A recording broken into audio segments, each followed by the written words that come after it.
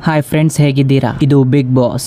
ಕಳೆದ ವರ್ಷ big boss ಸಾಕಷ್ಟು ಚರ್ಚೆಯನ್ನ ಹುಟ್ಟಾಕಿತ್ತು. ಸ್ಪರ್ಧಿಗಳ ಮಧ್ಯೆ ಸಾಕಷ್ಟು ಟಫ್ ಕಾಂಪಿಟೇಷನ್ ಕೂಡ ಇತ್ತು. ಹಾಸ್ಯಕ್ಕೆ ಜಾಗ ಇಲ್ಲದೆ ಎಲ್ಲರೂ ಕೂಡ ಕಿತ್ತಾಡಿಕೊಳ್ಳುತ್ತಿದ್ದರು. ಈ ಬಾರಿ ಹಾಗಾಗದಿರಲಿ ಎನ್ನುವ ಕಾರಣಕ್ಕೆ ಈ ಬಾರಿ ಸ್ವರ್ಗ ಹಾಗೂ ನರಕ ಎಂಬ ಕಾನ್ಸೆಪ್ಟ್ ನೊಂದಿಗೆ ಬಿಗ್ ಬಾಸ್ ನಮ್ಮ ಮುಂದೆ ಬಂದಿದ್ದಾರೆ. ಬಿಗ್ ಬಾಸ್ ಕನ್ನಡ ಸೀಸನ್ 11ರ ಸ್ಪರ್ಧಿಗಳ ಪೋರ್ಟ್ ಲೀಕ್ ಆಗಿದ್ದು ಮತ್ತು ಅವರ ಲಿಸ್ಟ್ ಕೂಡ ಬಿಡುಗಡೆಯಾಗಿದೆ.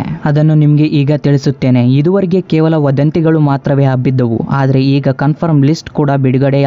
ಇದನ್ನು ನಿನ್ನೆ ರಾಜರಾಣಿ ಶೋ ನಲ್ಲಿ ಕೂಡ ತೋರಿಸಲಾಗಿತ್ತು.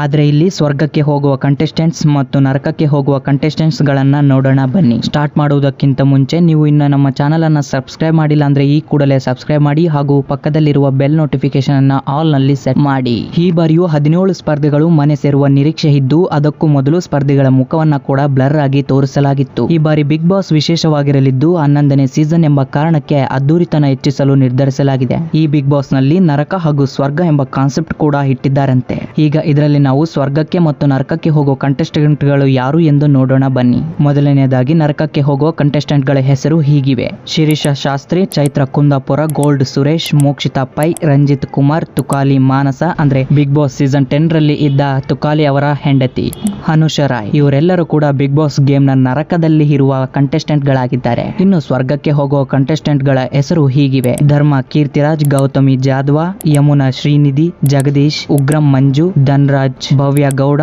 ಐಶ್ವರ್ಯ ಸಿಂದೋಗಿ, ತ್ರಿವಿಕ್ರಮ, ಹಂಸಾ ಪ್ರತಾಪ್ ರವರು. ಹೀಗೆ ಇವರೆಲ್ಲರೂ ಕೂಡ ಸ್ವರ್ಗಕ್ಕೆ ಕಾಲಿಡಲಿದ್ದಾರೆ. ಇದೇನು ನಿಜವಾದ ಸ್ವರ್ಗವಲ್ಲ, ಇದು ಬಿಗ್ ಬಾಸ್ ನಲ್ಲಿ ಇರತಕ್ಕಂತಹ ಒಂದು ಆಟವಾಗಿದೆ. ಫ್ರೆಂಡ್ಸ್, ಇವರ ಕೆರಿಯರ್, ಲೈಫ್ ಸ್ಟೈಲ್ ಮತ್ತು ಅವರು ಯಾವ ಕಾರಣಕ್ಕಾಗಿ ಬಿಗ್ ಬಾಸ್ ಗೆ ಕಾಲಿಟ್ಟಿದ್ದಾರೆ ಮತ್ತು ಅವರ ಬಯೋಡೇಟಾವನ್ನ ತಿಳಿದುಕೊಳ್ಳುವ ಆಸಕ್ತಿ ಇದ್ದರೆ ಕೆಳಗಡೆ ಕಾಮೆಂಟ್ ಹಾಕಿ.